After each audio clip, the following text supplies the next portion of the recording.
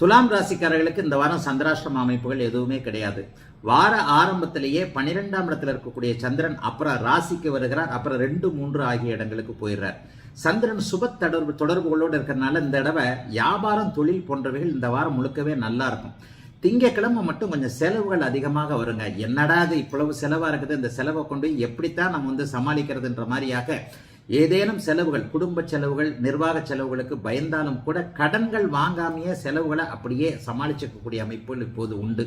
அதற்கப்புறம் பார்த்தீங்கன்னா செவ்வாய்க்கிழமை, புதன்கிழமை எல்லாமே ராசியிலேயே சந்திரன் வலுவாக இருக்கிறார். தேய்பிரையாக இருந்தாலும் கூட ராசிநாதன் அங்கே இருக்கிறார் இல்லையா. 30, 35 வயது கடந்த பெண்களின் மூலமாக நன்மைகள் நடக்கக்கூடிய அமைப்பு அந்த 2 நாட்களும் இருக்கு.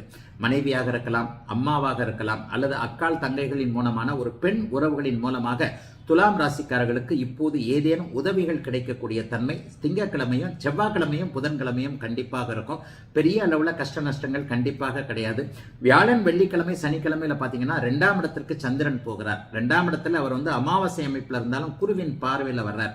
ஜீவனாதிபதி குருவின் பார்வையிலிருந்து ஜீவனத்துல உச்சகுரு இருப்பதா எதிலும் ஒரு நல்லவைகள், ஒரு அறிமுகங்கள் நன்றாக இருக்கக்கூடிய அமைப்பு. சிலருக்கு கான்ட்ராக்ட், ஆர்டர்கள் கிடைக்கக்கூடிய அமைப்பு, அரசு ஆதாயம் கிடைக்கக்கூடிய அமைப்பு, ஒரு அரசாங்க அதிகாரியுடைய தயவு அல்லது மந்திரி, எம்எல்ஏ போன்றவருடைய தொடர்புகள் கிடைக்கக்கூடிய தன்மை, அரசாங்க வேலைக்காக எழுதி கொண்டிருப்பவர்களுக்கு அந்த பிரிப்பரேஷன்ல இருக்கிறவங்க எல்லாருக்குமே நல்ல அடையாளங்கள், நல்ல வழிகாட்டுதல்கள் இருக்கக்கூடிய அமைப்புன்னு துலாம் ராசிக்காரர்களுக்கு இந்த வாரம் சாதகமான வாரமாகவே அந்த வாரம் அமைஞ்சிருக்குதுங்க.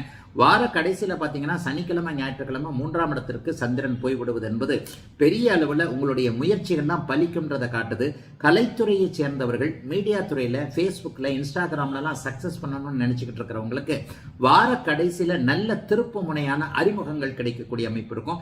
சிலருக்கு நல்ல வாய்ப்புகளும் கிடைக்கும். அந்த வாய்ப்புகளை நல்ல விதமாக உபயோகப்படுத்தி முன்னேறக்கூடிய வாரமாகவே அமைந்திருக்கிறது துலாம் ராசிக்காரர்கள் எல்லோருக்கும் இந்த வாரம்.